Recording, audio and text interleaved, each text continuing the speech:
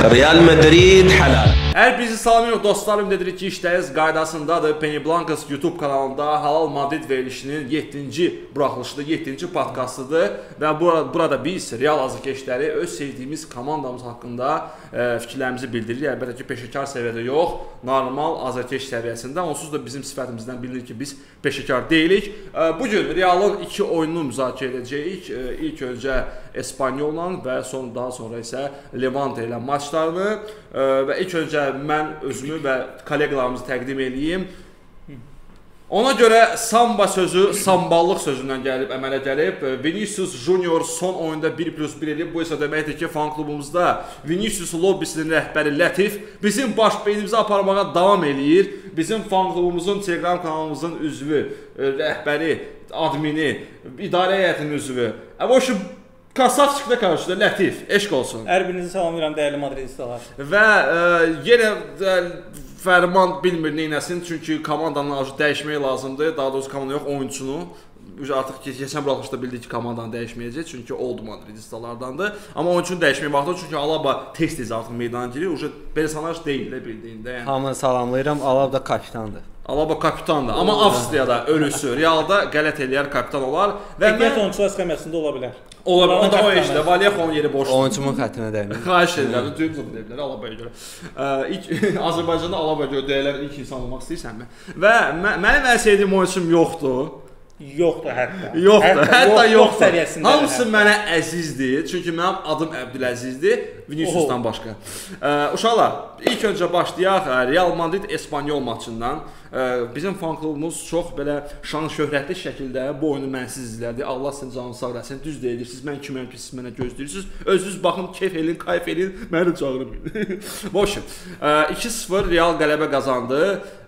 Əslində bu oyun haqqında danışılacaq. Məncə o qədər də şey yoxdur. Nəyə görə? Oyuna təkrarda baxdım və bunu başa düşdüm ki, Xabi Alonso həftədə 2 dənə oyun olanda güclü ekonomiya rejimində keçəcək.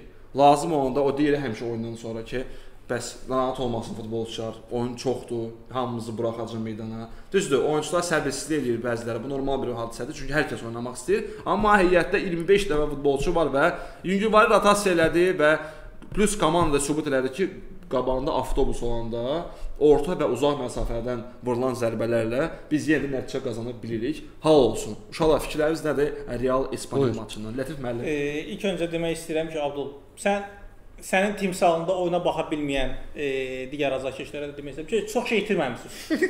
Özəlliklə də Espanyolla oyunun birinci hissəsində Militao'nun zərbəsini çıxmaq şərtindən ümumiyyətlə heç itirməmisiniz. Militao'nun zərbəsi YouTube-da var, yəni istənilən belə deyək, kanaldan girib baxa bilərsiniz. Amma Telegram kanalımızda baxsanız daha yaxşı olar. Telegram kanalımızda da təbii ki, Telegram kanalımızda da qolu yüklədik. Özü də qoldan 3 dəqiqə, 5 dəqiqə sonra operativ şəkildə qol yükləndi.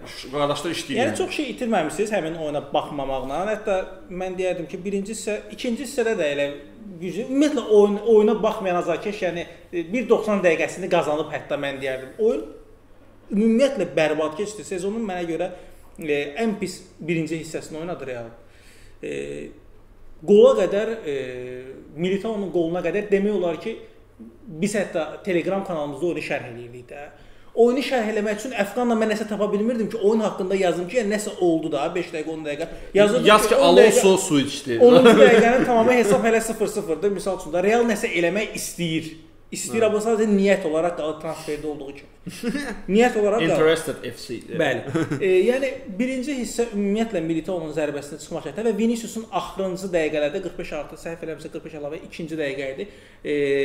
Keçidi, içəri ötürməsi və Mbappe daha bir Real qol şansını yandırır. Bəlkə də buraxsaydı o topu, Mastantuono daha yaxşı vəziyyətdə idi. Amma görmədi məncə Mbappe onu, bəlkə də görmədi. Görsə buraxardı. Simicdir. Görsə buraxardı. Yox, Simic deməyək, görsə buraxardı. Krisadır, yaxşı Simic deməyək. Simic deyə elə ikinci oyundadır. İkinci oyuna gələcəyi hadisələri qabaqlamayaq. Saxlayıb yazıb. Hadisələri qabaqlamayaq. Birinci hissə haqqında bu qədər. İkinci hissədəki yəni elə bir şey olmadı. Mbappe'nin qolu və hətta Mbappe'nin qolundan sonra Espanyol qola daha çox yaxın oldu bəzi epizodlarda. Düzdür, bizim də imkanlarımız oldu. Mbappe təkbətəyin birini də yandırdı. Belə. Sənin söz və qüvvət nə deyə bilərəm ki? Heç nə. Oyun bilirsən nə idi? Asfara gedib baxsam ki, kimsə 6-6 oynayır. O daha maraqlı olar ki, nəinki bu oyun. Mənə bir şey maraqlı gəlir ki, bu Militao zərbəsindən öncə bu komanda çatmırdı ki, bunlar içəri girə bilmir. Bu alınmır da qardaş, girə bilmirsən, uzaqdan yoxladı. Onun üçün Militao gəlməlidir. O birisi qapıdan. Gəl çatmalıdır. Bura zərbə vursun. Gəl belə danışaq. Biz əslində biraz qabağa getdik. Start heyətə baxanda, ümumiyyətlə oyunun start heyətinə baxanda, Xabi Alonso yenə nələrisə test edir. Yenə nələrisə yoxlayır hələ. Çünki start heyətdə yaradıcı futbolçu mən görmədim. 4-4-2 idi, yoxsa 4-2-2-2 sxemi ilə 4-2-4 var ümumiyyətlə. Yəni 4-2-4 də ola bilərdi. Çünki hücuma meylli Mastantuono, Gonzalo neyini daş orada? Mbappe, Vinicius, dördü də hücumçu, dördünü də buraxmısan oyuna. Misal üçün deyə bilərsən ki, Mastantuono yarım müdafiəçidir, hücuma meylli yarım müdafiəçidir. Amma faktiki adam hücumda oynayır da, sağ cinahda hücumda oynayır. Yarım müdafiədə Valverde ilə Çoğ qalmışdı. Çoğ 6 nömrədir, çəkilir arxaya. Valverde təkniyi necə? Hansı hücumu belə deyək də? Onu Espanyolla qarşı deməli deyilik də. Espanyoldur da o. İndi Espanyol da pis başdan baxın liqaya. Espanyol Realdan əlavə 4 liqa oyununun 3-ünü udub.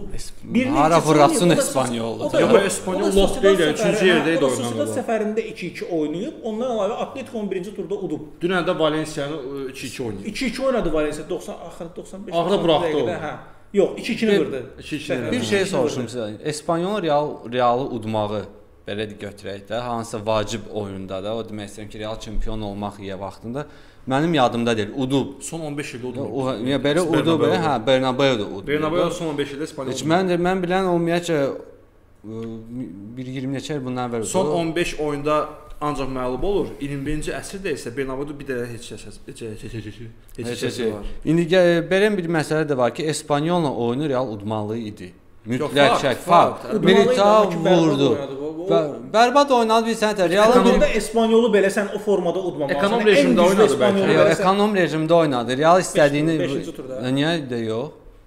Marseldən gəlib. Marseldən gəlib 3 gün sonra Levantin oynayır. 3 gün daha 3 gün sonra indi yenə oyunda. Oyun var. İndi mən burada bütün oyunu qoyuram qırağa. Realın ən bədbəxtçiliyi odur ki, birinci hissəni oynayır. İkinci hissəyə çıxanda elə bir o qədər rahat çıxır ki və rəqib komanda fərqi yoxdur da. Orada nə bilim kim olursa olsun Real başlayır problem yaratmağa. Sən onu eləməli deyilsən. Sən ikinci hissəyə çıxanda o qədər belə deyək də skonsentrировано da diqqətlə belə əzmkarlıqla çıxmalısan. Çünki bu ikinci hissənin əvvəli oyunun qırılan nöqtələrindən biri ola bilər. Sən də onu çıxırsan, başlayırsan heç yalandan ora pas at, yalandan bura pas at. Cəmaət də başlayırsan, bizdən o birisi komandada oyunçulardır da. Onlar da başlayır sıxmağa və şansları yaranır. Hamısını bir qırağa qoyuram. Mastantuono elədiyi qırmızı deyildimi? Qırmızıdır. Bir mənalı. Bu hakimlər hara baxır? Düzdür. Əlbəttə ki, bilərəkdən eləmədi onu. Onun buna dəxiliyyəti yoxdur ki. Əlbəttə ki, dəxiliyyəti yoxdur, amma baxmadı. Elə adamlar var ki, bilərəkdən eləyir də. Yox, görmüş idi futbol tarixində. Olur. Amma hətta qırmızı bilir ki, qırmızı alacaq. Baxır ki, bilir ki, qırmızı beyazad elədi. Amma əslində biz burada heç vaxt deməmişik ki, biz hakimlər Real əleyhinədir və yaxud da Realın əleyhinədir və s. Biz həmişə demişik ki, La Ligada hakimlik biabırçı vəziyyətdə. Və növbəti oyunda Barcelona oynayırdı bizdən bir gün sonra. Rafinha orada hər şeylə mən belə başa düşdüm ki, Rafinha o məqamda artıq bilirdi ki, Ballon d'Or qazanmır və hətta bəlkə də 5-ci yerdə olduğunu da bilirdi. Rafinha həqiqətən çox aqressiv idi birinci taymda və sarı aldı neçənci dəqiqədə 12-də, 13-də. Sonra bir dənə sarı almalı idi, tərtəmiz cəzalandırmalı idi. Eləmədi onu və Flick də bunu başa düşdü ki, bu qızarıb başladı onu əvəz eləməyə. Yəni bunlar qorxurlarmı Realla Barcelona qırmızı verməyə? Qorxmalı deyil də. Bilirsən, Mastantuono elədiyi bir mənalı qırmızı idi. Elə bir ki, Bundesliga znakını elədi də. O vaxtı ikən Müller oplanmışdı. Yox, qanadı yakan futbolçu başda qan axırdı. O qırmızıdır. Təmiz qırmızıdır. Hə. O bilirsən, indi qırmızı... Hakim bunu vermirsə belə, bax yenə eyni şeyi danışmaq istəyirəm. Başa düşürəm, sən deyəcəksən. Var hara baxır. O əlbəttə ki.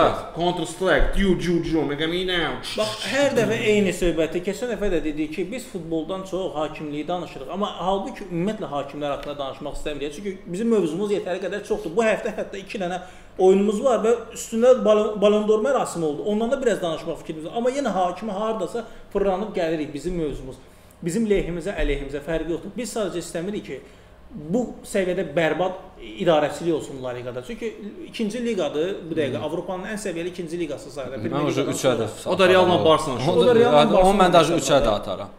Belə deyim də bu dəqiqə İtaliya Serie A-sı İspaniyadan daha maraqlıdır. Amma klubları o qədər. Klubları razıyam, güclü deyil, amma Rəqabət sırf baxımından, rəqabət baxımından daha maraqlıdır. Rəqabət baxımından daha maraqlıdır. Sadəcə o xal ki verir UEFA-dan, UEFA. Onu bilirəm. Onun hesabına bilmirəm. bax, indi biz iki komandanın adını dedik, amma elə Real Madridin hesabına bu dəqiqə La Liga ikincidir Avropada, yoxsa Son 3-4 son 10 ilə görə nəzərə alınır xallar və o cəhətdən mən sənə razıyam nəyə görə? Əlbəttə ki, o son 10-da 4 5 dənə çempionlar qazandı. Amma vaxt da vardı Barselona daşıyırdı. Vaxt vardı Barselona. 10 il təxmini Barselona. 10 ildən əvvəl hə. 10-12. Yaxşı, faktı bu dəyişmir. Yəni La Liqanın Real Barsaya görə baxırlar. Yəni 19-cu yerdə olan Atleticoya görə baxası deyillər.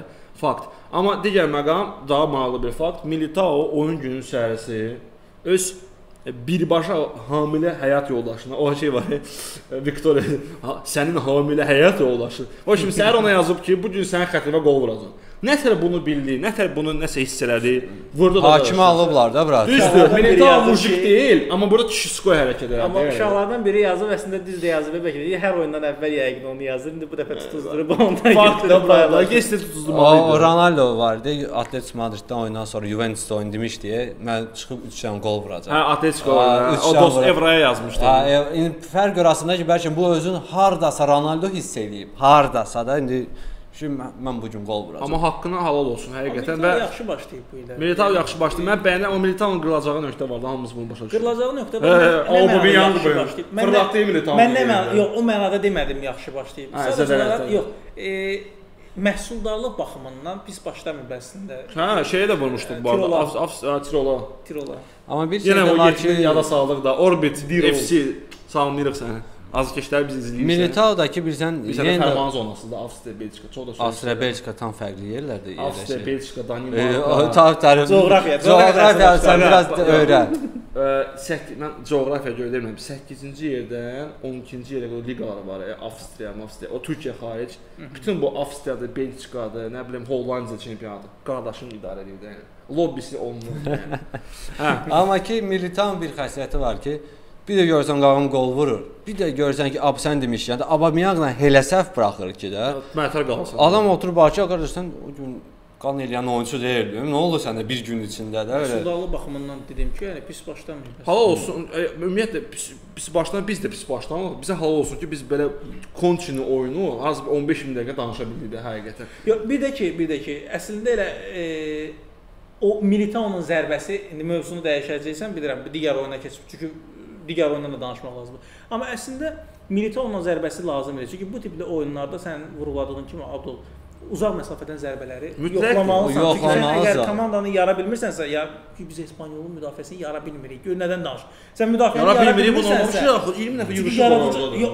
20 nəfər yox, 30 nəfərlə də İspanyol, bütün komandanın İspanyol müdafiə olunsa, ehtiyat oyunçular skamyasında gəlib orada müdafiə olsa, mən sənə deyirəm ki, normal bir belə deyim, yaradıcısı olan komanda olsaydı onun yerində bu dəqiqə mən oyuna bax tam 90 dəqiqə baxdım və mən fikirləşirəm ki, İspanyol bu qədər yəni səviyyəsi düşük vəziyyət deyildi. İspanyol çıxırdı. İspanyol çıxardı bilərdi, kontratak da pis çıxmırdı. Yenə deyirəm, bu oyundan qabaq İspanyol düzdür başa düşürəm. Həmin oyundan qabaq 5 tur keçmişdi ya da 4 tur. 3-cü yerdə idi.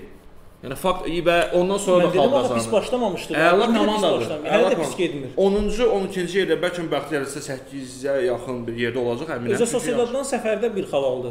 Sociedad səfərindən 2-2 ilə qayıtdı. Valencia aldı, Sociedaddan aldı. Pisdir. 2-0 Real qalib gəldi. Bu arada Dimitroviçdir, nə də o qapıçıdır keçər. Çox bomba da qapıçıdır. Bizlə oynayanda hər il komanda dəyişir La Liqada. Hər il növbəti bir təzə bir komandanın formasında görürəm onu.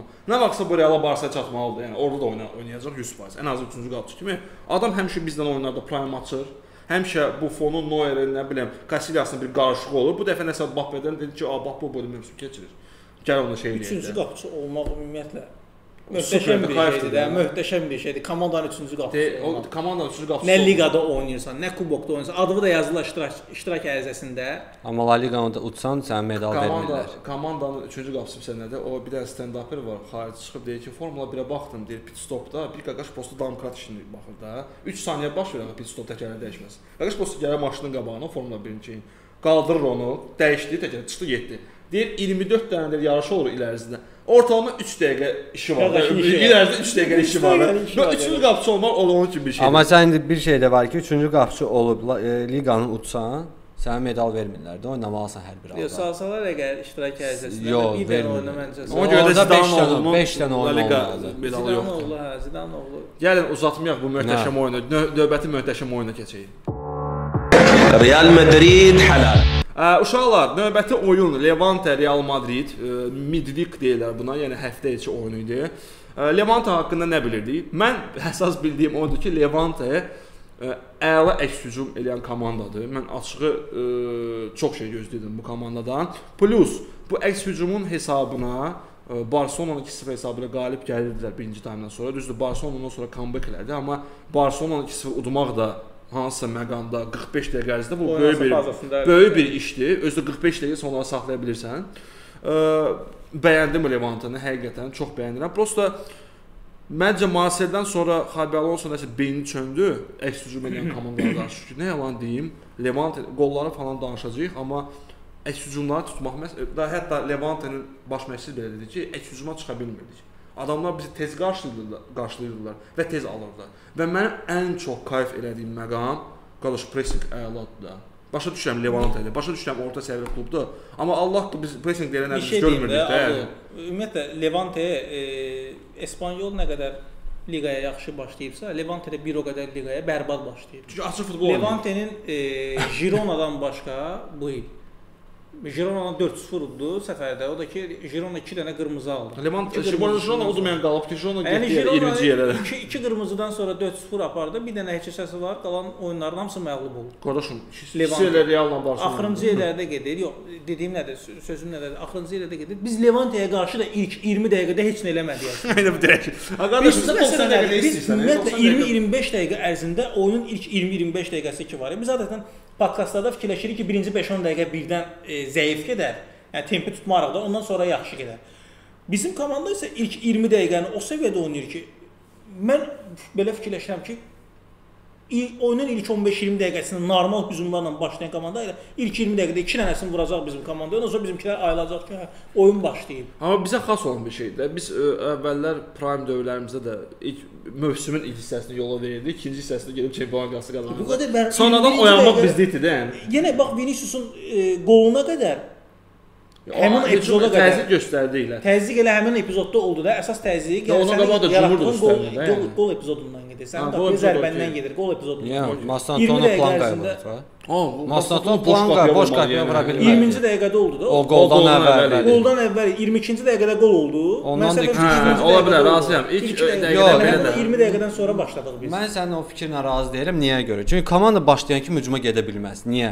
Çünki komanda uduzmur. Bir var ki, Real gol şansı bizim qapıda yarandı. 13-cü dəqiqədə Levante vurmuşdu. Olsun da, indi sən də başa düşdün, indi yaranıb, indi sən hər şeyi ideal oynaya bilmərsən. 90 dəqiqə. Levante də axı bu. Olsun da. Levante 2011-12-ci mövsümdə Real udmuşdu. 14 il bundan əvvəl udub da. İndi söhbət 14 ildən sonra. İndi bir şey də var ki, o vaxtlar ki Levante və Realın heyəti tam fərqli idi. O vaxtlar sənin heyətində Realda Ronaldo ilə Benzema özü ilə oynayırdı. İndi sənin o 3 oyuncu səviyyəsində Realda yoxdur. Və yenə də o heyətdə Realı gəlib 2-1 utdular. Ondan sonra da Real gəldi 100 xal yığdı. Bir dənə məğlubiyyət. Olur, elə məqamlar olur. Olur da. Mən şəxsən sizi bilmirəm. Məni narahat edən məqamlardan biridir. Çünki 20 dəqiqə biz ümumiyyətlə demək olar oynamırıq. Yox, normal bir şeydir də. Su fasiləsinə qədər mən hətta deyirəm 4-cü tur yoxsa 3-cü 30 dəqiqəni də oynamaq. Biraz da belə gəlsə biz şeydir, La Liga başlayacaq bizim butulkalarımızı yoxlamağa ki, bunlar su fasiləsi olmalı heç illər. Su fasiləsi də yekunlaşdı. Axırıncı öndə yox idi. Yəni ki, yox. Ucu da olmayacaq. Məsələ odur ki, çətinlik olur, olmalıdır. Nəyə görə 90 o birisi komanda da siz də mənə bağışlayın. Nə bilim şeydən Afrikadan gəlməyib də. Levante da gəlib normal hücum eləyir. Barcelona 2-0-da. Sən 20 dəqiqə oynamadın. Oynamada. Mən əsas nəticədir. İnsan 99 dəqiqə oynama. Amma bir məqam 20 dəqiqədə sən qolda buraxa bilər. Bir dənə həqiqət var ki, 20 dəqiqə oynamadıq, onu 4-1 utduq da yəni. İndi bir şey. Bir də hansı dəqiqədən sonra 2 dənə sənin hücumun oldu, 22-ci. Sən nə məsuliyyətin var ki, sən 5 dəqiqə. Bizim problem o 20 dəqiqə deyil. Problem ikinci hissə başlayandadır. İkinci hissə başlayanda Real topu ortada saxlaya bilmirdi. Topu elbiki uşaq idilər. Pressinglə Yenə yedilər. 15 dəqiqədə. İlk on. Bəs mən İki onu bütün deyirəm ki, oyundan. komanda oyuna yaxşı köklənmir. Hissənin əvvəllərinə yaxşı köklənmir. Mən başa Məsələ düşdüm. budur. Nəticə demək istəyir ki, Sabah qabağında normal komanda olanda o 20 dəqiqə var. Ondan istifadə edə bilərlər. Birinci hissədə oynayanda, birinci hissədə bunlar topu saxlayır, topu ötürürlər, nəsə yaratmaq istəyirlər. Amma ikinci hissə başlayanda bunlar ümumiyyətcə yox olurlar. O qolu buraxmasaydılar, ikinci hissə yoxdular. Birinci hissədə nəsə Suçayını vurdular o qolu, Levante, yəni Rikaşit, amma onun Rikaşitdən qabaq da 10 dəqiqə sıxırdılar. Ondan sonra da sıxdılar da. Carreras nəyə etiraz edirdi orada? Orada Karas etiraz eləmədi. Karas prosta ayağını vurdu onun üçün. O sarı idi da. Hə, sarı idi. Sonradan sarı verdilər də ona. Məncə etiraza görə verdi. Etiraz vermədi. Onu yıxdı. Prosta topu verdi o bir oyunçuya. O bir oyunçu da getdi Höysən, qalxdı top o Bax, ilk 20 dəqiqədə Fərman həddindən artıq çox ötürmə səhvləri var idi. Həddindən artıq. Mən elə fikirləşdim ki, birinci Levante'nin meydanı fikirləşdim ki, meydanca pis vəziyyətdədir. O top atıldı, top gedib qarşı tərəfə çatdı. Ondan başqa da bir sənə sonra dedim yox, Levante də bu ikinci heyət idi. Komanda bir-birinə Carrerası mərkəzdə oynatdı, Franı solda oynatdı. Fran elə bil ki, topallığı tutmuşdu. Kimsə başa deyirdi ki, bu 3 müdafiəyə çıxdıq, amma çıxmadı. Çıxmadı 3. Real Sebalios'dan başqa demək olar bütün oyunçuları strategiyada yoxlayır. Düzdür, Carrerası mövqeyi mən səndən razıyam. Carreras mövqeyi çox çətin mövqe idi. Pis oynama, yaxşı oynadı. Mən Sebalios xoşuma gəldi. Belə oyunçular, belə komandalara qarşı Sebalios oynamalıdır. 90 ötürməsində 89 düz oldu. Özdə ki, hamısı arxaya da olmadı. Olmadı. Qabağa çox oldu. Hər şeylə idi zaten. O hansı keçən mövsüm biz əziyyət çəkirdik yan dəfədə. Hansı məqamda parladı o bir ay. Sonra bu sındı. Derbidən qabaq sındı, 1-1 oynadı. Pis oyunçu deyil. Sebalios çox qəşəng. 3 oyundu bura. 3 oyundu, heç kim buraxmır qabağından. Fran var. Carreras 3 oyun, yəni onun driblindəki o Van Dijk'ın rekordu var, mövsüm ərzində onu elədi. Yəni Carreras 3 oyunda abadal kimsə onu keçməməz. Və yandırmadı, müdafiənin mərkəzində oynadı, yandırmadı. Sol cinah müdafiəçisi üçün biz Mendini deyirdik ki, yoxlamaq olar da müdafiənin mərkəzində. Mən sadəcə maraqlıdır ki, o dedin bəyalar ki, hər kəsi yoxlayır yavaş-yavaş da. Rodrigo niyə yoxlayır? Valla mən onu deyəcəm, Rodrigo niyə yoxlayır? Brahimə də heç oynatmır, Brahimə də heç. Brahimə heç olsun mən yox, Brahimə görmüşəm də. 2 dəfə startda oynayıb Brahim. Yox, əvəz etmədən çıxır axı. Desə küncdə yer tapmır. Əvəz etmədən Brahim Diaz əvəz etmədən çıxır. Bu Mastantonla nə yapışıb mənə çatmır. Mastanton demişkən, pis şeyləri danışdı, yaxşılığını danışaq. 20 dəqiqədən sonra Vinicius indi Lətif qürur duyur. Başlayır. Amma mənə görə 784-cü dəfədən Treveladan qol vurmaq böyük bir nailiyyət deyil, nə isə. Amma həqiqətən qəşəng bir qoldur, heç kim gözləmirdi. Məncə ucdadır. Hətta o səviyyədə belə deyək, Viniciusu sıxışdırıblar ki, deyir orada Vinicius pas atmaq istəyir. Halbuki cərimə heç kim yoxdur ya. Heç kim yoxdur cərimə. Pas atmaq istəyir. Mən bunu deməmişəm. Mənə demirəm. Mən dedim bu pas ucdadır. O sadəcə ucdadır. Telegrama dəvət edirəm sizə Abdulun rəylərini görmək. Orada da etikadan kənar fikirlərimizi bildiririk. Vinicius əla qol vurdu. Sonra əks hücumları qəşəng tuturduq. Vinicius ötürməlidir. Mastantono, elədi Nakanesta, Siftantono. Bütün sağ ayağından vurdu düzdür. Özü də dincəldi, biz də dincəldik. Allah qanımız dincəldi. Düzdür. Fərmanın sözünə qüvvət. Heç meydana da çıxmalı değildi. Qırmızısını alıb basmalıydı bayıra keçən oyunda. Amma Daqaqa sağ ayağını. Hə də amma bilsən də Perez bütün hakimləri idarə edir deyənə Mastantono oyunçu mənim üçün qara siyahıdır hətta. Bir məna. Niyə də siyahıdır? Yaxşı, bax çıxaq o qırmızını. Yaxşı oynadı. Yox, qara siyahıdadır. O bir mən Alabadan sonra ikinci oyunçudur. Bizim üçün ümumiyyətlə belə deyək də. Sənin üçün Argentina qara siyahıdadır. Belə deyəndə Argentina və onun Messi fanatı olması və onun nömrəni geyinməsi uşaq Onun nömrəni yox, Argentina da onun nömrəni. Sonra da verdilər də onun nömrəni. Ayda, qəribə gördün. Mən Messiyə çox böyük hörmət edirəm. Əlbəttə ki, çox güclü və tarixə gəlib getmiş 5 oyunçu varsa biri də odur. Amma ki 10 nömrəni mən Argentina yerində olsam, belə deyim də, çıxardarım, ləğv eləyərəm. Alvarez verərəm şəxsən. Heç kimə də vermərəm. Ya, əgər çıxartmasaydılar, Alvarez verərdim həqiqətən. Alvarezə verirlər. Məsələn 7-ni Portuqaliyadan çıxardaram, Argentinadan da 10 nömrə. O yaxşı temadır, yaxşı tema. Çünki o iki oyunçu tarix yazdı 10 il ərzində, 15 il ərzində belə deyim. Mən şəxsən nə qədər tarix yazsalar da hansısa formanın düz deyə başa düşürəm, amma ki niyə Maldini qədər olmalılar bunlar? Heç o ümumiyyətlə hər hansısa bir forma nömrəsinin klubun belə deyək də digər futbolçularına ondan sonra verilməməsi mənə görə nə bilmirəm. Düzdür. Düzdür. Baxır hansı oyunçu və kimə Amma görə. Mariano ilə verməkdənsə azarlı. Valla Mariano Mariano azara verməkdənsə Luchi ləğv edə. Mariano teması birisi qoşu. Mən gəldim, belə mənə boş rəqəmlər göstərdilər. Dedim 7 özüm mırta dedim, 7. Dedi hə götür. Hə yaxşı. Ronaldo 2 həftə bundan qabaq gəlib klubda. Hə 7-ni mən götürəcəm. Ronaldodan sonra Mariano Diaz başından ki fit belə başda bu. Qaqam da çıxdı. Dəli bir oyuncu çıxdı. Roma Ronaldo gol vurmuşdu. Sonra belə elədi bunu. Vinicius Rubondan nəsə. Mastantuono gol vurdu, sonra Endrik də üzr istəyirəm. Endrik də 9 nömrədir də belə baxın. Endrik ya 7000 ya buraxmır. Vapşin Maksat Endrik zədəlidir. Endrik təsə qayıdır zədədən elə. Endrik də mencidir. Start heyətdə oynayacaq Endrik zədədən. Prislavdan. Gonzalo qısas, Gonzalo 3-cü hücumçu kimi olmalı idi zaten. Gonzalo. Sonra üzr istəyirəm. Levante öz qolunu vurdu. İkinci tam dediyimiz kimi pis başladıq, amma tez də qayıtdıq. Srazu. Mbappe simicli eləyərək mən tamamilə razıyam. Yəni ötürə bilərdi bu topu. Simicli elədi, biraz cinaha qaçdı. Orada da onu yıxdılar. Tərtəmiz penalti. Bu anı özəl olaraq qeyd eləmək lazımdır. Mbappe'nin simicli elədiyini Abdul yaxşı da işte mən lap şey elədi. Buyur. Hitler elədi Allah. İndi məsələ nədir? Amma təmiz penalti idi. Hətta Levante'nin kapitanı özü dedi ki, qardaş, top ayağım ayağına dəyib, yəni bu penaltidir. Burada başqa bir söhbət olmaz. Dayaq ayağı idi. Başlamayın da xahiş edirəm. İndi Mbappe artıq neçənci oyunda, o da dal-badal deyildi. Marseille-lə 2 dənə penal oldu, indi penal oldu. Əlbəttə ki, artıq qeyri-adekvatlar başladı demək ki, Penaldonun şagirdi Mbappe. Mbappe. Mənə bir sənə maraqlıdır. Ha niyə heç kim Kane-i vecinə almır? Kane xətrik eləyir penaldan. Gözdən qıraqdadır. Dubl eləyir. O gün baxıram qaqam könlü xətrik eləyir penaldan. Üçü də penal. Hə nə tər edirsən sən bunu? Ya yəni yeni deyil ha. Biz burada demirik ki, penal vurmaq pisdir. Ümumiyyətlə penal vurmaq çox çətin bir şey. Oyunçunun aşağı səviyyəsi, qardaş, 7 aşağı səviyyəsi olmasından heç danışmır. Keçən mövsümdə nə qədər bir səziyyət çəkdi. Modric çıxdı, qaçırdı. Bellingham qaçırdı. Mbappe qaçırdı. 7 oyunçumuz ardada fərqli oyunçumuz penal qaçırdı. Yaxşı kimsə daha bir başladı da vurmağa. Penal biz sevinirik. Allah ki biz sevinirik. Ki penal vurmağa bacarır. Mbappe hələ də topun arxasında gələn penalda narahat oluram ki, indi vura bilməyəcək. Hə, həmişə mən də öyrətdim də ona. Öyrətdin qardaşım. Bizə Çeliz Alaba, hə? Yox, Alaba. Səmsə də Çeliz Alaba, yəni 2 əl uzatması ilə Mbappe ilə salmaşımdı. O Alaba bridge funksiyasını yerinə yetirdi, o da körpü funksiyası. Yəni indi sonrakı qolu müzakirə etmək biraz nə dərəcədə mənasızdır bilmirəm, yoxsa mənalıdır. Mbappe qapısını keçdi, vurdu, pis deyil. Amma orada qoldan çox topu necə qəbul elədi? Arddan ötürməsini çox gözəl qəbul elədi. Sadəcə bir məqam. Mən bir məqamdan hatırladım. Elə qoldan sonra hatırladım, açığı. Bunun haqqında sizdən danışmaq istəyirəm. Mbappe niyə görə motivasiyalıdır ilk öncə?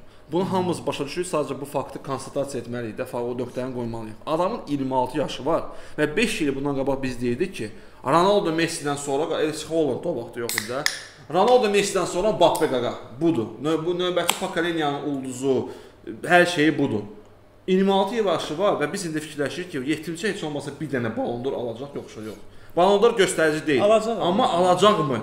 Və mən başa düşürəm ki, o mövsümdə qala özü də bunu başa düşdü ki, qardaş, bu nəsə yaxşı getmir də, karyera yaxşı getmir, Çempionlar Liqası yoxdur, Ballon d'Or yoxdur. İbrahimovic yolun getmək kimi bir şeydir də, yəni də. Amma halbuki hamımız deyirik, İbrahimovic möhtəşəmdir, 500 dənə qol vurub, amma Çempionlar Liqasında Ballon d'Or yoxdur. Bax belə istəmirəm biz Mbappe. Zidandan sonra yetişən qızıl oğlan Fransa üçün Mbappe dura-dura Dembele qızıl top qazandı. Və hətta bir fakt var idi ki, 2017-ci ildə, 16-cı ildə Real ilk dəfə Mbappe ilə maralananda köhnə xəbərlə qabağına çıxdı. Dembele ilə maralanırdılar hələ rəndə olanda, Borussia keçməmişdi. Və deyirlər ki, bəlkə də Dembele Mbappe'dən daha bacarıqlı bir futbolçudur. Sonra düzdür, Dembele belə getdi, Mbappe belə qalxdı. İndi də Ballon d'Or qazandı. Dembele'də həmişə bu var idi. Sadəcə xarakteri zəif idi və özü də dedi Ballon d'Orda ki, anam olmasaydı mən özümü toparlaya bilməyəcəkdim. Çox maraqlıdılar o futbolçu. Hə, maraqlı bir məqam oldu, amma Mbappe'nin çox az ili qaldı. Düzdür. Benzema 33-34 yaşında aldı Ballon d'Oru, ilk Ballon d'Oru və s. amma komanda, yəni biz Mbappe kimi bir futbolçu indiki məqamda. Gələ Çempionlar Liqası qazanır. Yəni 2-3 dənə Ballon d'Or olmalıdır. Odur, Hollanddır, elə tipli yarım müdafiəçilərdən də kimsə ola bilər. Amma yenə də nə bilim 10 oyun yığma ilə birlikdə 16 gol plus assist. Bu 10 oyunda 7 dəfə oynayan yaxşısı. Belə davam eləsə və nəsə bir nəticə qazansa, çünki biz artıq Barselonanın nümunəsindən başa düşürük ki, tək La Liqanı qazanmaq iş deyil. Yəni əgər sən istəyirsən ki, sənin oyunçun tam olaraq o Ballon d'Or-a layiq bir şəxs olsun. Yəni mənada mən düşünürəm ki, Çempionlar Liqasında artıq yavaş-yavaş mövzunu dəyişirik. Gəlin mövzunu dəyişək və davam eləyək də. Gəl keçək mövzuya. Real Madrid halal. Ballon d'Or, hə, sözümün canı nədə idi? Son sözümün canı ondadır ki, sən Ballon d'Or qazanmaq istəyirsənsə, biz başa düşürük ki, Barselonanın lobbisi var. Bu arada Ballon d'Or məqamında Barselonada, Argentinada onların lobbisi, Realın lobbisi ki, Realın da lobbisi də var, qat-qat daha güclüdür. Onlar sırf Ballon d'Or mövzusunda daha bacarılıdırlar bu məqamda və bu pis bir şey deyil. Lobbi hər kəsdə var. Realda, Barselonada xüsusən də güclü lobbilər olur. Sadəcə, yəni Çempionlar Liqasını qazanmasan qəliz məsələdir. Dünya çempionatı olmayan ildə. Çünki FIFA-dır, dünya çempionatı onun üçün ən vacibidir. Ona görə də mən məsəl üçün istisna eləmirəm ki, bu bir fantasmagoriya kimi görünəcək. Amma 26-cı ildə Portuqaliya dünya çempionatı qazansa və Ronaldo 5-6 dənə qol vursa, karyerası bundan sonra bitirsə belə ona Ballon d'Or verə bilərlər. 100% verəcəklər də. Verəcəklər nə mənada? Yəni burada artıq FIFA deyə bilməz də, ya karyerası qutarıb, ya 40 yaşı var. Yəni sən buna görə verirsənsə Ballon d'Or, yəni sən həmişə deyirsən ki, Ballon d'Or mənim üçün Ballon d'Orda dünya çempionatı ili Ballon d'Or mən dünya çempionatına görə verirlər. Bəzi illərdə belə olmadı. Xavi, Iniesta, Sneijder, Neuer, Mbappé bu illərdə belə okey, Mbappé də oldu. Modric götürdü. Modric ikinci il götürdü də. Hə.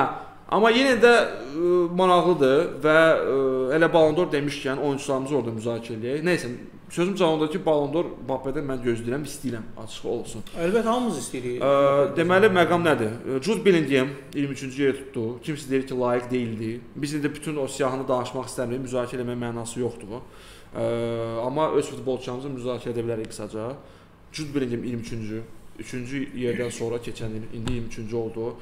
Kimsə deyir ki, heç 23-cü yerə də layiq deyildi, amma Bellingham'in statistikası əslində karyerasında ikinci ən yaxşı statistika idi. 14+14, 28 qol plus assist və o oyuna üstündəki kimi hücumçu falan oynamırdı, yarım müdafiədə oynayırdı. Plus Çin, yəni 23 okey də, 30-luğa düşdü, min şükür. Adam o Çinlə belə oynayırdı. Ha, o düşdü. Vinicius 16. Və çoxları deyir ki, məsəl üçün Vinicius Lewandowski-dən də yuxarı idi. Niyə görə bax, Vinicius oradadır? Vinicius məsəl üçün son 10-luqda olmalıydı, 20-30 arası. Fikirləriniz olmalıdır bununla bağlı. Mən deyirəm ki, yox. Yəni nə də olsa Vinicius 40 neçəsə qol plus assist elədi. Niyə də yox? Sual verəcəm, sonra fikrimi də. Ballon d'Oru nə ilə seçirlər? Ballon d'Oru bax, iki məqam var. Mən bunu belə fikirləşdirəm. İcazə versəm. Buyur. Ya sən Ballon d'Oru ən yaxşı komandanın, yəni ən çox titul qazanan, ən vacib titullar qazanan komandanın ən yaxşı oyunçusuna verirsən. Misallar, Dembele'dir, keçən il almayan Vinicius'dur, hansı ki ən yaxşı oyuncu sayıla bilər, odur və bir-iki futbolçu var idi, amma yenə də ya buna görə verirsən, ya da ki nisbətən uğurlu olan və öz komandasında əvəz olunmaz bir futbolçuya verirsən, məsələn Rafinha. Rafinha 63 qol plus assist elədi. Hər klubun özünün əvəz olunmaz futbolçusu var. Amma Ballon d'Or rəsmi olaraq o gün əlbəttə ki, məcbur oldu bu qayda zirzibilə oxumağa da. Ballon d'Or özü qeyd edir ki, son 3 il ərzində 23-dən başlayaraq ki, yaxşı komandada yaxşı statistikaya malik olmalısan. İndi belə bir şey deyim də, Dembele Ballon d'Oru qazanmaq belə şərtlərdən deyimmi, biri o idi ki, başqa bir normal oyuncu yox idi. O mənim fikrimdir. Çünki nəyə görə yox idi?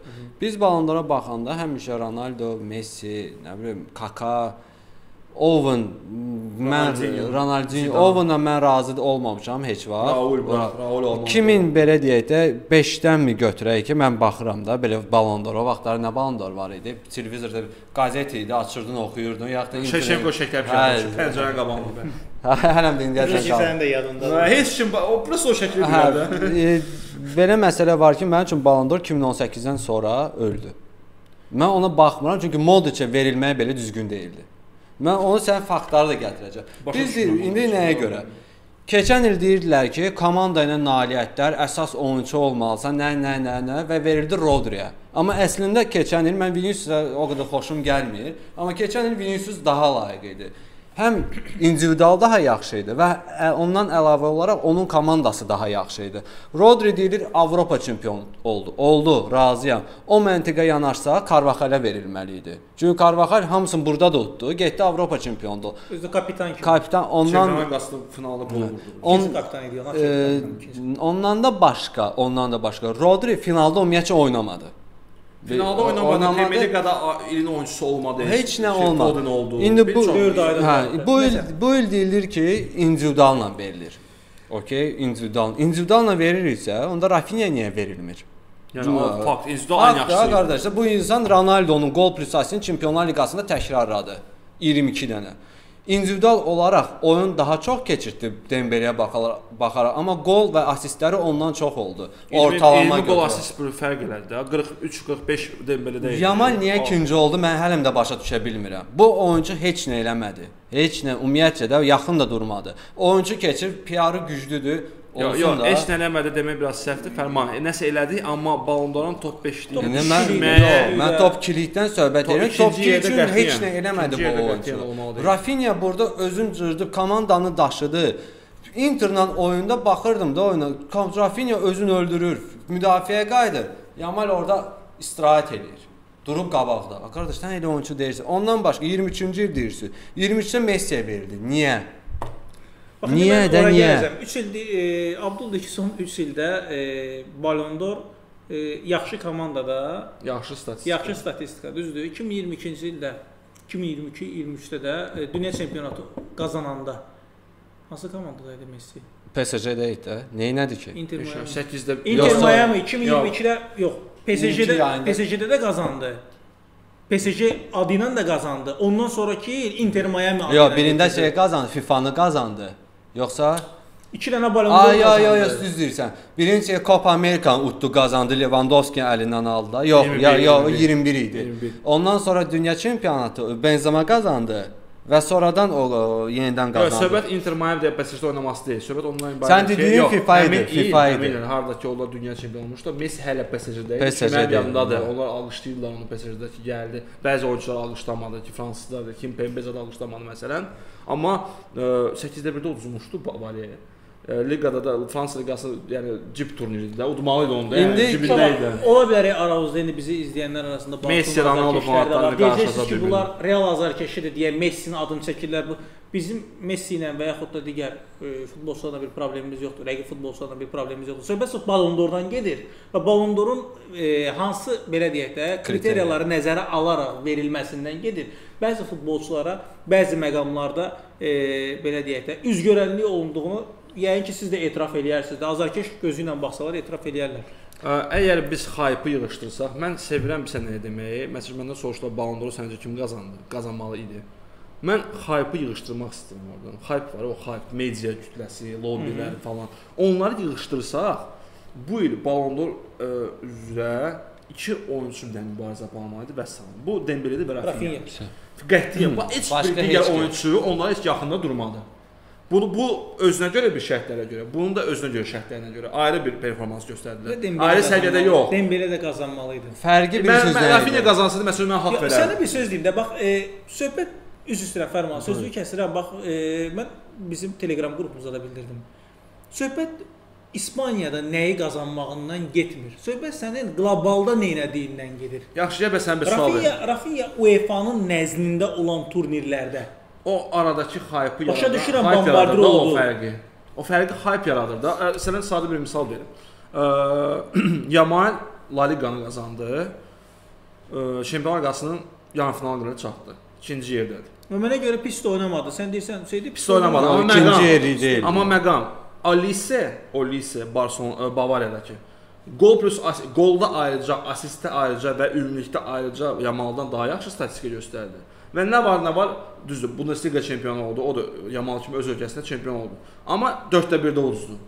Bu yəni mən başa düşürəm ki, bu top klublar üçün 4-də 1 yarı final böyük bir fərq yaratmır. Fakt uduzmusan orada ya da burada. Bəli. Yəni bu qrup mərhələsində ilişmək və yarı finalı müzakirə etmək deyil də. Yarı finalda 4-də 1-dir. Sadəcə aradakı olan fərq bunların ikisinin arasında Olise ilə Yamal hype. Salah da 8-də 1-də uduzdu da. Salah 8-də 1-də uduzdu və o demək deyil ki, 4-də olmalı idi. Mən O ümumiyyətlə Premyer Liqaya görə, Premyer Liqa daha çətin. 4-də 1-də olmalı deyil. Pedri'nin 11-ci yerdə olması biabırçılıqdır. Məsəl üçün, nə bilim, Mendeşin 10-cu yer olmağı, hətta mən sən hype cəhətdən belə bir şey deyim. Kimsə deyəcək ki, bəs Vinicius'a verə bilərdilər də, hype-lı oyunçudur da. Əslində elə Vinicius'u verməmələri hype oldu da. Rodri çıxdı dedi, futbol naminə bir qələbədir. Çünki yarım müdafiəçi aldı. Qələbə deyil. Bizə niyə qələbə deyil? Çünki niyə görə bu da hype-dır. Hər kəs bilirdi ki, Vinicius qazanacaq. Qardaş, biz Telegramı idarə edirik də. Son 3 saata qədər, 3 saata qədər. Son 3 saata qədər. Həmin günə qədər axşamısı deyirlər ki, Vinicius saat 5-ə qədər, 4-ə 5-ə qədər. Vinicius yığır şərəfkürlüyü var yoxunu, gəlir ora Balondoru qazanmağa. Son dəqiqədə fırlatdılar və hər kəs bunu müzakirə etdi. Bu idi hype. Orada Rodri çıxıb deməsi ki, ay bu nə yaxşı yarım müdafiə. Messi Iniesta ilə Xavi bunu almadan mən aldım. Bu hype idi. Çünki hər kəs müzakirə edirdi ki, Vinicius almadı. Özdə kim? Vinicius. Niyə görə? Çünki bad boydur da. Bu mənfi bir personajdır. Və güya Braziliyalı, gözəl insan Braziliyalıdır. Rafinha niyə görə 5-likdədir? İkinci yerdə. Rafinha niyə görə 5-ci yerdədir? Biabırçılıq. Braziliyalıdır. Səni inandırım ki, Rafinha Braziliyalı yox, İspaniyalı olsaydı, mən bunu belə dedim. Bir dənə sizə statistika deyim ki, Rafinha heç bir qolunu penaldan vurmadı. Və heç bir qolunu penaldan vurmadı. Mən ümumiyyətlə bir sənə mən ondan belə bir şey, üzr istəyirəm sözü ki, keçən il o göstərdiyi performansı heç gözləmirdim. Barcelona aldı, olsun. Amma ki, haqqına danışmaq lazımdır ki, super sezon oynadı. Normal fanatları var, dostlarım var mənim. Bax, deyirlər ki, məsəl üçün, deyir, Dembele qazandı, sevinirəm, amma bizə qarşı məsəl üçün o dedi, qol zat vurdu, gülürdü onlara falan, belə bir şey. Nəyə görə? Çünki pis ayrıldılar biraz falan, beş məkan. Elə məqam, deyirəm ki, indi bəs nə deyirsən, kim olmalıdır? Deyir, amma Rafinha da ola bilərdi də. Deyirəm, Rafinha bəyənirsən, deyir, hə, bəyənirəm. Onu da qol vurdunuz da. Keçən yayda qol vurdu da. Klub daxilə hörmətsizlik eləyirdilər. Mən yaxşı azarkeşini demirəm. Mən nəyə çıxardıram onu? Nəyə deyirəm sözümü? Mən xoşlayıram Rafinha kimi oyunçuları. Nəyə görə? Hər kəs səndən nifrət edir, sənin klubdan qovmaq istəyir. Amma sən gedib 63 qol plus asist edirsən əziyyətinlə. Ona görə mən Vinicius'u bəyənmirəm. Mən istəyirəm ki, biz onu söyür ya. Deyir, bacarmırsan, xoşuma gəlmirsən. Bir dedi, mən Vinicius'dan bax indi 63 qol plus asist gözləyirəm. Mən gözləmirəm. Baxmayaraq ki, sənin komandanda artıq Mbappé var, o olmayasan. Qardaşım, o komandasında Lewandowski var, Yamal var. Düzdür də, Yamal var, Lewandowski var. Bax, sənə bir söz deyim, sən Lewandowski ilə Mbappéni bu dəqiqə eyni tərəziyə qoyma. Amma Lewandowski Mbappé qədər qol vurdu keçən il. Oyun yox, başa düşürəm. Bax, məsəl keçən elə 66 qolu sırf qoldan gedir, assistdən getmir. 66 qolun iştirakında Mbappé ilə Vinicius'dur. 44-ünü Mbappé vurub, səhvimizə 44 qol vurub. 22-sini Vinicius vurub. Yəni sən sezon boyu onsuz da maksimum vurursan 80 qol, 90 qol, 100 qol. Bu 100 qolun da indi də 9 nömrə mövqeyində Mbappé oynayır da. Bir zəhmət Mbappé daha çox. Mən Vinicius'dan o xarakteri nə bilim, o deyir bax, keçən dəfə Ballon-d'Or'da dedi ya, məsələn, mən bunu 10 dəfə təkrarlayaram. Mən istəyirəm həqiqətən ki, o təkrarlasın, amma sözdə yiyə dursun. Vurmasın 60 üçün, vursun 40 qollu. 50 qol. Amma hansı 40 qoldan söhbət gedir də, çıxsın getsin Levante 8-in vurmasın. Yox, dartsın komandanı. 23 böyük oyunlarda qolların çoxsu zaten böyük oyunlarda vurur Vinicius. Vinicius həmişə böyük oyunlarda parıldadı. Mən bax ən çox finalda Barcelona'ya qarşı hat-trick elədi, yadınızdan çıxıb sizin. Eləsin də, yenə də eləsin. Mən ondan danışıram ki, sırf bax o ən çox nə vaxt Vinicius'a inanmırdıq. İlk 3 ilin çıxsaq şərti ilə Ballon-d'Or'dan sonra da ən pis performansı. Mən istəyirəm ki, bax o sıxdılar onu, ondan istifadə elədilər xayf maşını kimi. İstifadə elədilər, qaldılar, pikdən sonra Rodri'yə verdilər və o daha çox danışıqlara səbəb oldu. Mən istəyirəm ki, Vinicius buna cavabını meydana versin. Kiməsə qarşı ümumiyyətlə hansısa bir futbolçuya qarşı bu illər ərzində deməli 2018 Ronaldo'nu çıxacam çünki Ronaldo o vaxta qədər yetəri qədər qızıl top mükafatını qazanmışdı. Vinicius bu səviyyədə maksimum 2 dəfə, 3 dəfə tutaq ki də 2 dəfə rahat olub. Hə, Ballon-d'Or qazanacaqdı, tutaq. Əlindən aldılar da, göz görə əlindən aldılar. Son 3 saat, 4 saat, 5 saat, hətta həmin gecəsi Ballon-d'Or gecəsi. Adam əməlli başlı parti keçirdim ki, mən səhər Ballon-d'Or mükafatını qazandım. Mən səninlə bunu sonsuza qədər danışacağam. Mən sənin gəl bir dənə nöqtəni qoyum ki, deməli 2010-dan baxanda, 2010-da qazanmalı idi Sneijder. Mən düzəltsən nə desəsən, amma yox, onu nə deməksən? Sneijder qazanmalı idi. Sneijderin belə deyək də xassiyyəti çatmadı ki, onu təkrarlasın və getsin növbəti il qazansın. Həsiyyətə çatmadı. Amma ki Ronaldo 4 dəfə Messi qazanandan sonra 4 dəfə də Messi qazandı. Bunun bir dənə Ballon d'Or var idi. Bu insan comeback elədi, 5-5 elədi. O vaxt elədi ki, harda ki Messi onda doğrudan da pik nöqtə formasında idi. Və onu təkrar, deməli insanın xəssiyyətindən çox şey asılıdır. Vinicius deyirsən 10 dəfə. Qardaş, okey. Bu il alım, keçən il alınmadı. Qoyduq bir qırağa. Bu il eləməlisən. Nə olsun Mbappé? Benzema 34 yaşında aldı qızıl topu. Məncə də son 7-8 ilin ən layiqli qızıl topu idi o. Benzema heç sözsüz. Yaxşı, Vinicius mövzusunu qoyaq kənara. Ümumiyyətlə bu ilin keçən il yarım müdafiəçiyə verdilər də. Rodri. Olmazdı ki, bu ildə müdafiəçiyə verərlər Mendeşə. Mendeşə Adam milli ilə də getdi, kubok qazandı və finalda da gol vurdu İspaniyaya. Müdafiəçidən yanındakı söhbət gedirsə, bax deyirsiniz, danışırsınızsa, Vinicius olmalı idi, alınmalı idi 24-də. Mənə görə alınmalı idi və Jude Bellingham da məsəl üçün alınmalı idi. Mənə görə Ballon d'Or almalı idi Toni Kroos ya da Dani Carvajal. Yox. Toni Kroos da yox, Carvajal. Toni Kroos həyatının mövsümünü keçirdi. Kroos belə deyil. Bir dənə söyləyim, o keçə orucu. Kroos çox gözəl performansı söz olmayan 10 il pikdə olan oyunçu idi. Sadəcə Kroos'un keçən il ona çox diqqət yetirməsi o idi ki, o karyerasını bitirdi. Ona görə ona diqqət çox oldu. Amma sırf nailiyyətlərə baxsaq Carvajal idi. Yaxşı uşaqlar, bu Ballon d'Or mövzusunda yekunlaşdıraq. Dembeleyə təbrik edirəm. Dembeleyə təbrik edirik. Və əslində maraqlı bir məqam oldu, sonda bunu deyim. Real azarkeşlərinin və klubun keçirdiyi hissləri bu il Barcelona keçirir. Eyni hissləri. Ona da gözləyirlər bizim kimi keçən il. Ona qədər ola bilməz axı. Biz Çempionlar Liqasının çempionu olmuşdu bizim komanda. Biz 100% gözləyirik ki, bizim klubdan bir nəfər çıxıb orada qazanacaq. O Barcelona Çempionlar Liqasının çempionu olsaydı inandırım sizi ki 100% Barcelona. Sadəcə məqam bir sənədədir. Hər iki vəziyyətdə o problem oldu. Xüsusən PSG oyunçularda da o problem oldu. Amma Dembelenin çıxma şərti ilə də sənin komandan çox yaxşı oynayırsa, 3-4 dənə namizəd olursa, onların da xalları səpələnir. O da problemdir. Səndə məsəl üçün Vinicius var idi, Kroos var idi, Bellingham, Dani Carvajal, yanında 4-5 oyuncu onluqda idi. Problemdir də bu sənədə. Səpələnir xallar. Dembeledən başqa Vitinha idi, Kvicha idi, onlar da onluqda idi da. Kvicha idi, Hakimi idi, Mendes idi, hamısı orada idi. Belə deyək də, Ballon d'Or adı gedirsə burada maksimum mən Dembeleyə rəqib bir dənə aralarında Vitinha'nı gördüm. Vitinha da dediyim kimi, Vitinha'nı gördüm, amma mən yenə Dembele açıq-aşkar öndə idi də. Onsuz da Ballon d'Or rəhbərlidir. Bizdə açıq-aşkar heç kim öndə deyildi, amma onlarda Dembele açıq-aşkar. Yox, Dembele açıq-aşkar və Ballon d'Or rəhbəri özü dedi ki, qardaş, çox böyük fərqlə oldu yəni. Uzatmayın. İndi 6-cı gün çıxacaq da cavablar. Baxaraq gör necə olacaq. Gəlin keçək sizin şərhlərinizə. Bəli. Real Madrid halal. Buraxılışın altında yazılı şərhlərə oxuyuruq və cavablandırırıq. Yenidən Ronaldo Cristiano E8C. Yenə Cristiano Ronaldo sözündən başladı. Xiaomi'nin modelindən bitdi ad soyad.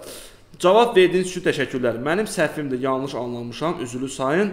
Fərman bəy kimi intellektual bir insanın Real Madrid azarkeşi olmaması imajınız baxımından pis olardı.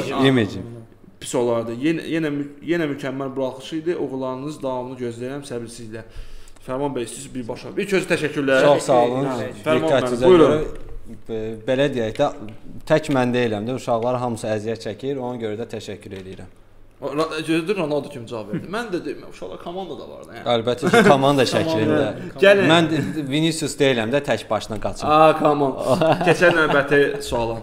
Yenə keçən buraxılışda olan adamları təkrarlayırıq, çünki izahat verdilər. Biz bir neçə sual verdik, başa düşmədik onların suallarından. Orxan Həsənov keçən dəfə də sual vermişdi. Keçən verilişə yazdığım şərhi düzgün başa düşməlisiniz, qardaş. Liverpoolu deyə bilmərəm, onlarla hər nəticə ola bilər. Amma Manchester City və Juventus Ardanı oyundan çıxarsa, Reala qalib gələ bilər. Burada demək istəyirəm ki, Liverpoola hər cür nəticə ola bilər. Amma Manchester City və Juventus Ardanı bağlasa, oynamağa imkan verməsə, Real Madridi məğlub edə bilərlər. Çünki hazırda Real Madridin oyunu Arda üzərində qurulur. Yəni ki, oyunu Arda qurur. Bir vacib məqamı qısaca bildirmədi buraxılış vaxtı. Bellingham qayıtdı. Bellingham qayıdır da. Kamavinga da qayıdıb, Bellingham da qayıdıb. Mən inanmamışam. Mənim dediyim sözə qayıtdı. Dedi də mən Ardanı çıxartmayacağam, Bellingham da hücuma meyilli oynayacaq. Deməli Mastantuono gedəcək də. Maçdan 4-4-2 sonra çətin gedər. Deyəsən getsin. Arda gedəcək. Arda getməyəcək. Mən Ardanı Ardanı vacib götürməyəcək. oyunçu sayıram, amma onu bağlasalar Real tərpənə bilməz kimi bir mənə Hər qayda oyunun yoxdur. öz- Nəyə hər görə ki oyunun pressing öz şeyi oynayırıq. var. Ümumiyyətlə, Hər hər birimiz oyunda- pressing oynayırıq. Hər oyunun da öz ssenarisi var. Yəni hadisələri qabaqlamayaq. Amma Real Madriddə yetəri qədər Bellingham'da- yarım müdafiəçilər var. Bellingham'da qayıtdığına görə daha Bəli, bəli. yaxşı olacaq. Ümid varıq da əlbəttə ki azından. Oldu, keçək növbəti suala. Növbəti sual əslində sual deyil, fikirdir və daha çox bizi tərifləməkdir. Biz də istəyirik bizi tərifləsinlər. Ona görə də oxuyuram. Zaur İsmailov 6236. Yəqin ki bu sənin nömrəvin, yəni son 4 rəqəmidir çox güman ki. Maraqlı və geniş fikirlər üçün təşəkkürlər. Sükanı belə saxlayın uşaqlar. İlk öncə biz Real Madrid komandası olaraq biz tək üçümüz deyirik hamımız. Təşəkkür edirik Zaura. Bizim Telegramda da izləyicimizdir.